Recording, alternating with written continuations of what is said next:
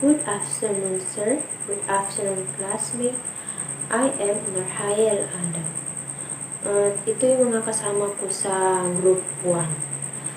Si Tanner Acosta, Asnia Butazil, Norain Abdullah, Ricky Abdullah, Roslyn Alimpang.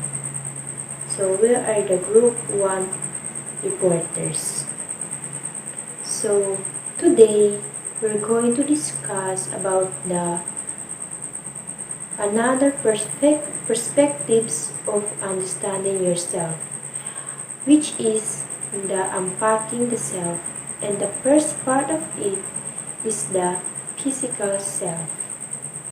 So, bago namin i-discuss yung topic namin, ipapakita ko muna sa inyo yung mga bagay or nilalaman ng physical self, yung i-discuss namin sa inyo.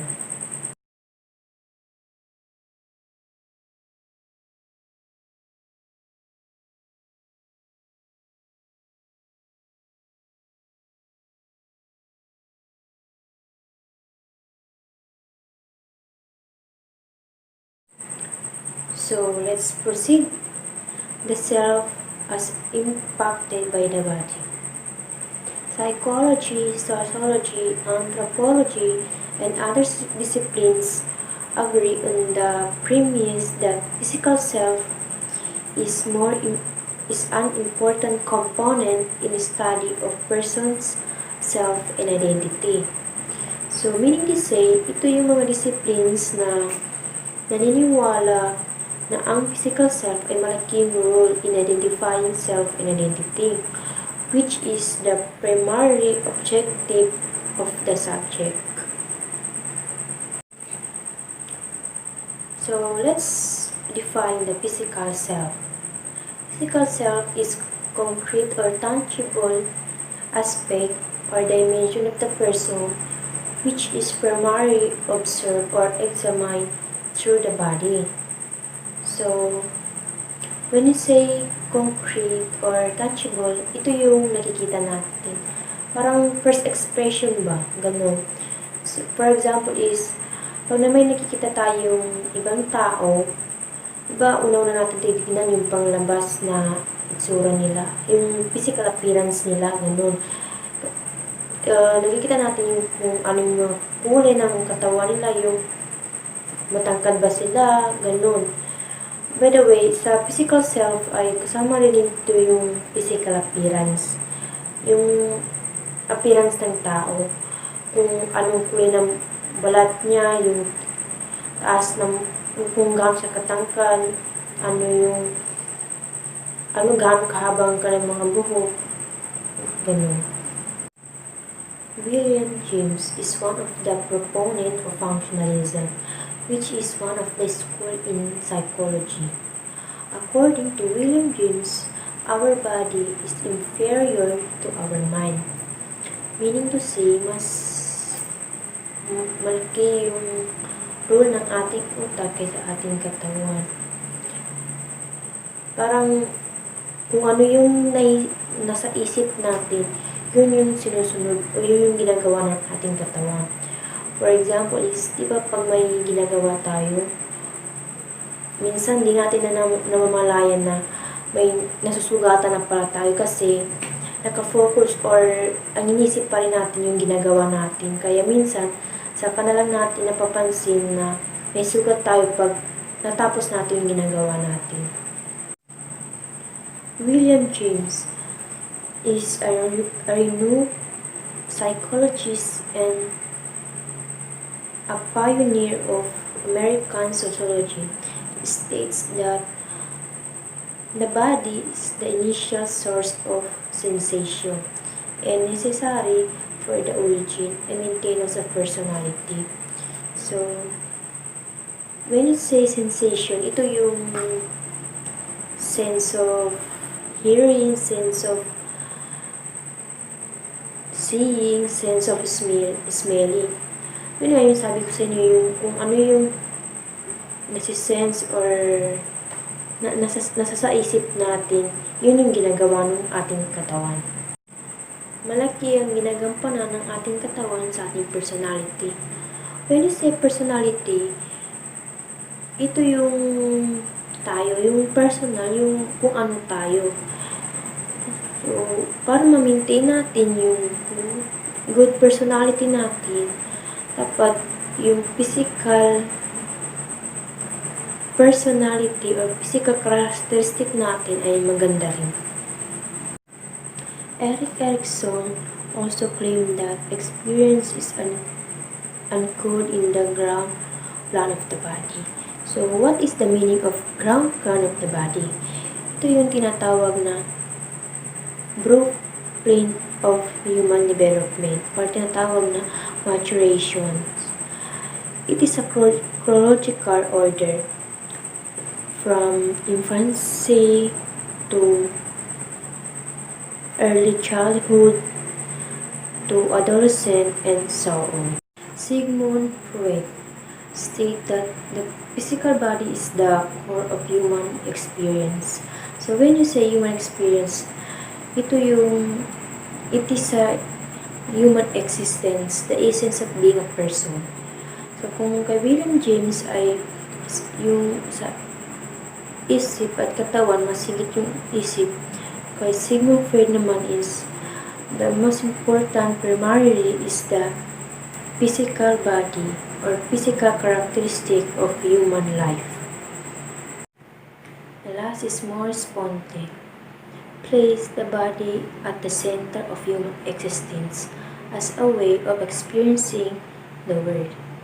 So, di ba nga, our physical body is our vital tool para magawa natin yung mga bagay na gusto nating gawin.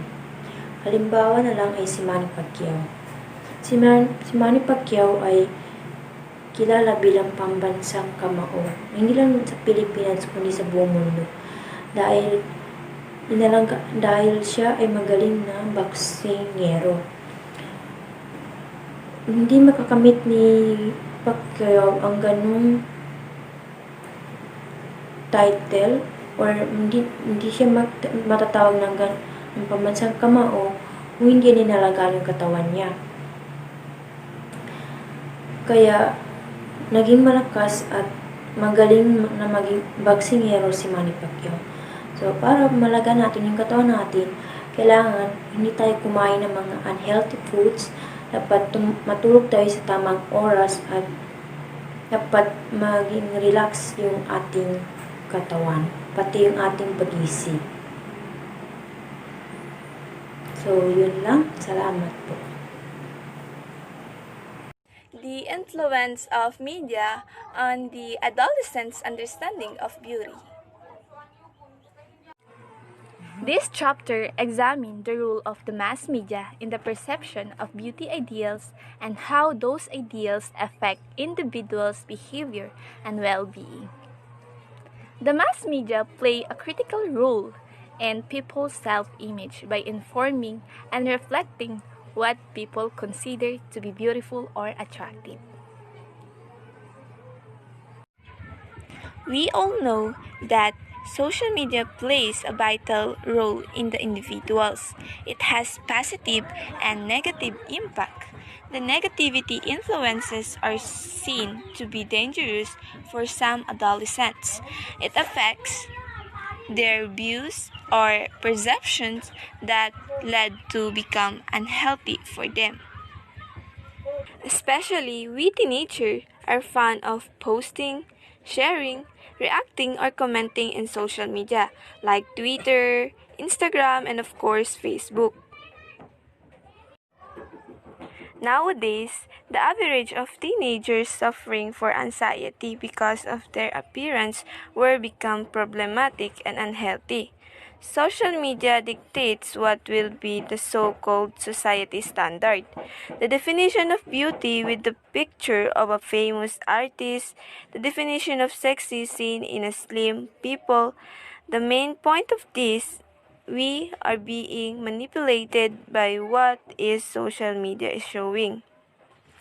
It affects our mental health. We feel self-pity, because we think are not enough to be so-called beautiful, and some ended into depression. At the end of the day, we have to be optimistic.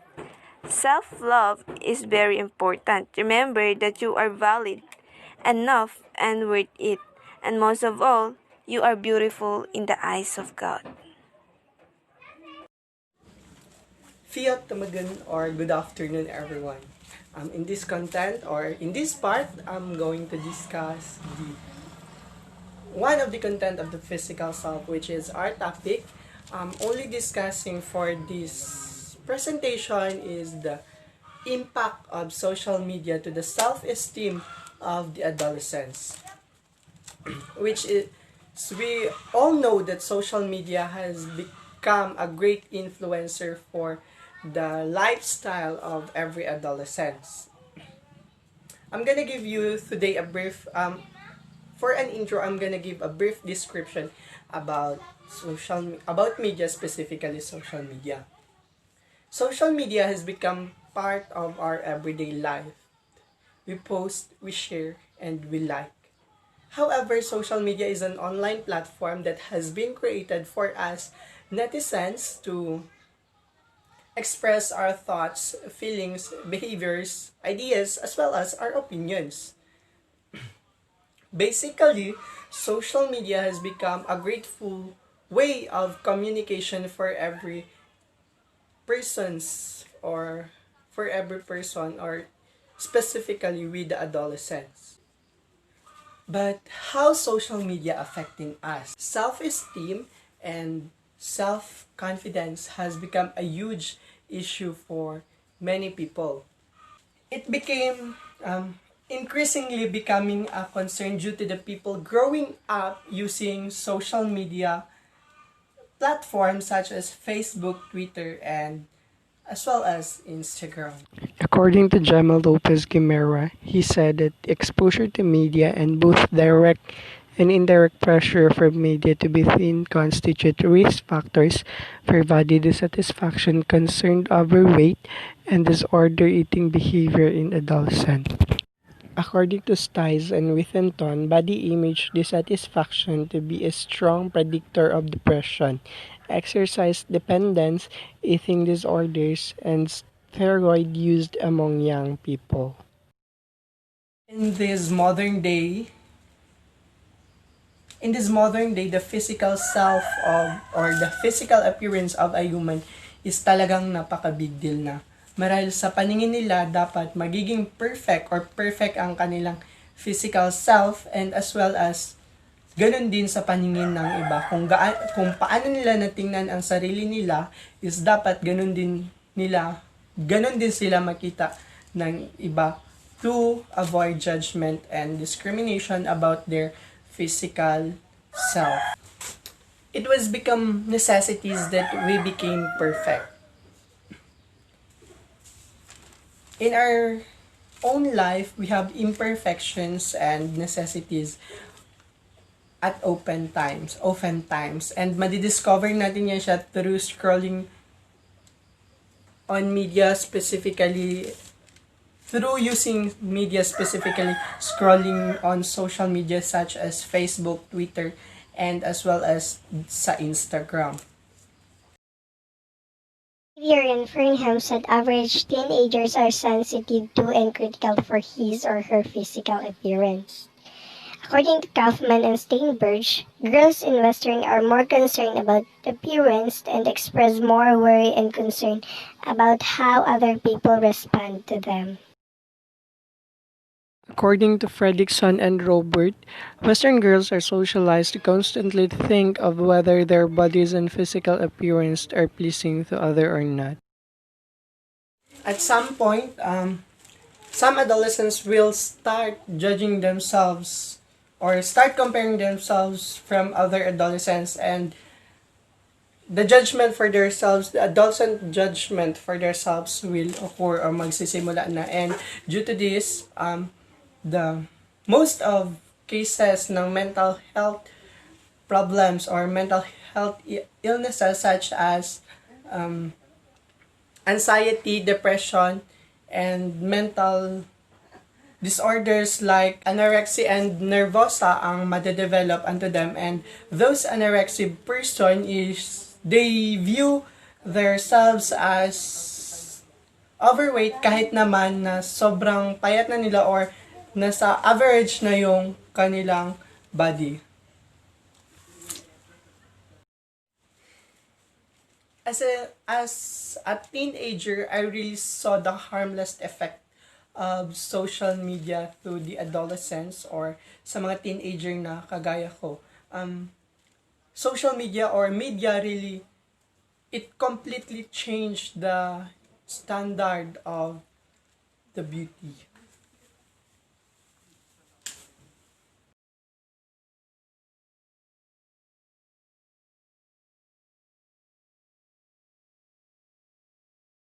The Asian adolescents, or which we the Filipino adolescents where we belong with, our ideal body is for boys the big, and for girls is slim.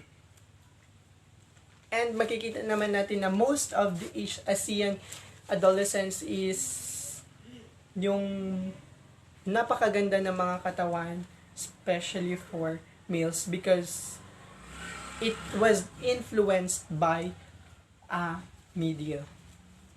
Through social media, girls will express more body dissatisfaction kasi on social media is makakakita sila ng mga new or ideal body na kailangan nilang gayahin, just like the Korean skin and Korean body, which is the most influenced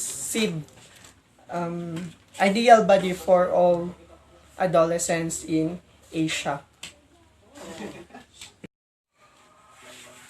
In the stage of puberty, ang males or ang mga lalaki is mas malapit nilang nakukuha yung mga ideal body nila, unlike doon sa girls na nagkakaroon sila ng physical dissatisfaction or body dissatisfaction. Then, most of the times, ang girls is nagkakaroon sila ng body dissatisfaction rather than males. Self-esteem is sometimes referred to as the self-worth or self-respect. It's an important part of someone's success. Having too little self-esteem can leave people feeling defeated or depressed. It can lead people to make decisions in life that may fall into destructive relationship or fail to live up to their full potential as a person. Self-esteem is something anyone can increase and maintain at a higher level. So, self-esteem, ito na yung tiwala natin sa sarili natin na kaya natin i-achieve yung gusto natin i-accomplish. There are two key components of self-esteem. They are the self-image and self-talk. Self-image is the opinion of ourselves, especially on how we appear to other people. Iniisip natin dito yung paano tayo makita ng ibang tao. Kumbaga, it's a picture of ourselves behind the other people. Self-talk is the internal dialogue. Ito na yung mga naisip natin about something else, mga idea. There are two types of self-esteem, the high and low. The high self-esteem means that you believe in yourself and know that you are a great addition to this world. You are recognized that you might have a few weaknesses, but you have also strength which really shape up who you are. So, in this high self-esteem, pag meron kang ganito, kahit na maka-feel ka ng down or failure, ginamotivate mo pa rin yung sarili mo na kaya mo, that you can do it. So, the second is the low self-esteem. It means that you don't believe in yourself. Often you compare yourself to other people and find that you don't measure up, which is discouraging. You tend to focus on your weaknesses and don't focus on your strengths. So, ito yung yung sa low self-esteem, kumbaga yung mababa yung tingin mo sa sarili mo. Kumbaga, gina-compare mo yung sarili mo sa ibang tao. Yung mga achievement nila, yung achievement mo is gina-compare mo sa kanila. Self-esteem is important because it heavily influences people's choices and decisions. In other words, self-esteem serves a motivational function by making it more or less likely that people will take care of themselves and explore their full potential. So mahalaga talaga may tiwala tayo sa sarili natin para magawa natin yung gusto natin gawin. Let's say na magaling ka sa lahat ng bagay, talentado ka, pero wala kang self-esteem, wala din mangyayari. So, importante talagang magkaroon tayo ng self-esteem kasi nakaka-apekto ito sa desisyon natin sa buhay. Good afternoon and assalamualaikum. Before I start, may introduce you myself. I am Stander Ping Alimpang and the topic that assigned for me is all about the concept of self-esteem. So first, what is self-esteem? Self-esteem is the way you think and feel about yourself. And what is self-concept? Self-concept is an individual perception of self and is what helps makes each individual's unique. Ibig sabihin, ito yung pananaw mo sa iyong sarili at kung paano ka magiging kakaiba sa ibang tao or unique sa ibang tao. So, in self-concept, we have positive and negative self-concept. So, what is positive self-concept? Positive self-concept is to see yourself as a lovable and worthwhile person. And in negative self-concept is you feel uncertain and uncomfortable about yourself. So, positive and negative self-assessments in the physical, emotional, intellectual, and functional dimension change over time. So, ibig sabihin, or halimbawa, kapag ikaw na isang tao ay negatibo mag-isip or hindi ka masaya sa sarili mo, pwede mo tong baguhin. Depende yan sa iyo. Self-concept affect the ability to function and greatly influence health status. So, ang self-concept is apektado or maapektuhan din niya yung kalusugan mo bilang isang tao. So, we have 4 components of self-concept. First is identity, body image, self-esteem, and rule performance. So, what is identity? Identity is a person name, gender, ethnic identity, family status, occupation, and rules. In body image is an attitude about one's physical attribution and characteristics, appearance, and performance. So the third is self-esteem. Self-esteem is derived from a sense of giving and receiving love and being respected by others. Number 4 is rule performance. Rules refers to a set of expected behaviors determined by familiar, culture, and social norms. So, how to build your self-concept? First, list and develop your personal strengths and ability. Second is set attainable goals based on your wants and needs. Third is look for positive relationship with others. Fourth is recognize what you have accomplished each step of the way. So in self-esteem, we have high and low self-esteem. So what is high self-esteem? High self-esteem is feeling positively about yourself, your action, and your future. And in low self-esteem is the feeling of negative about yourself, your action, and your future. So self-esteem can be destroyed by comparing yourself to the others.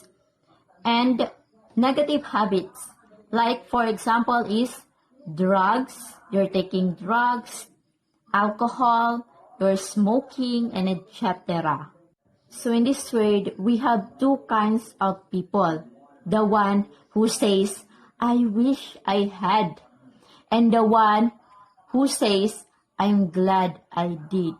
always remember you can have anything in this world if you just believe in yourself. And also, always remember that you are unique individuals. No one else is like you in this world or in this whole world. This is make you special already. Our time is limited in this world. Make it happen for you so you leave your mark in history. Be confident always. And trust yourself. That's all. Again, I am Rustander Ping Alimpang, coming from Group 1. Development of self-esteem. We all know that self-esteem, referred as self-worth or self-respect, and it can be an important part of success. If too little self-esteem, it may leave people feeling defeated or depressed, and it can also lead people to make a bad decision that fall into destructive relationships or fail into live up to their full potential. So how we develop our self-esteem? We have 5 steps, basic steps that we improve or develop our self-esteem. One thing is to use a positive affirmation correctly. Instead of predicting that I will succeed, we will succeed, instead you should say that I am going to work to succeed. Because not only you say that, just you mean it and work for it. The second one is to identify competencies and develop them. So, it is about yourself. Dapat alam mo sa sarili mo kung ano yung mga gusto mo. Gusto mong gawin, gusto mong career, gusto mo sa buhay mo. Like for example, gusto mo maging lawyer, maging doktor, makapunta ng ibang bansa, or makapagtapos ng pag-aaral, to get a stable job. So, kailangan mo ng motivation to yourself para yung mga gusto mo is magagawa mo. So, the third one is to learn to accept the compliments. So, mostly sa atin, mahilig tayo magbigay ng compliments sa iba. At minsan, nagko-cause din siya ng galit. Ganon. Kasi hindi naman kasi tayo magkakapareho ng level of understanding. So, ganon. Minsan, deserve din natin na matuto to others kung ano yung compliments. Kasi minsan, yung mga compliments ng ibang tao is nakakabuti rin sa atin. Dahil doon, isa yun sa way para ma-develop natin yung self natin. Kasi, yun yung nagpo-force sa atin na gawin yung mga bagay na minsan hindi natin alam, di ba? Kaya, in just because of compliments of others, kaya mapaisip tayo bigla na gagawin ko kaya yun, ganun. The fourth one is to eliminate criticism and to introduce your compassion. So, the best example for this is pag nagbibigay tayo ng advice sa friends natin, which is broken sila or ano yung na-feel nila or naramdaman nila, umaandar yung critical natin, which is na ilalagay natin yung sarili natin sa kanya. Halimbawa, lumabas siya ng kung ano yung nararamdaman niya, tayo is napapaisip tayo kung ano yung good way na sasabihin natin para maging okay siya. So, yun yung sinasabi ko na nade-develop natin yung criticism ng isang tao. So, yung pagiging compassionate is being compassion is unahin mo muna yung sarili mo before others. Okay, so the last one is to affirm your real worth. So for me, it is the most important to develop our self-esteem. Kasi, 'di ba, tayo mismo sa sarili natin ang nakakaalam ng mga bagay na gusto natin, ng mga bagay na kaya natin. So, minsan, meron tayong gustong gawin na minsan wala tayong confidence para magawa natin yung mga bagay na yun. So, affirm your real worth. So, i-cheer up mo yung sarili mo na kaya mo to, na kaya mo yan gawin, maging successful ka. Bigyan mo yung sarili mo ng mga positive, hindi yung negative. Kasi minsan, nagko-cause ng low esteem yung pagiging negative person. So, dapat always positive. Kung nangyari man or mangyari pa lang, dapat always positive. Kasi, para hindi tayo magkakaroon ng stress, ng disappointment. Kaya, yun yung maghatid sa atin, yun yung way para maiwasan natin yung mga bagay na yun. At dahil doon, yun yung way para ma-develop yung low esteem natin. Kasi, nakakaisip tayo ng mga positive, kaya nagagawa natin yung mga bagay na gusto natin. Nagkakaroon tayo ng confidence sa sarili para yung mga bagay na yun is gawin natin. That's all my report, the development of self-esteem. Thank you for watching. Thank you, sir, and good day.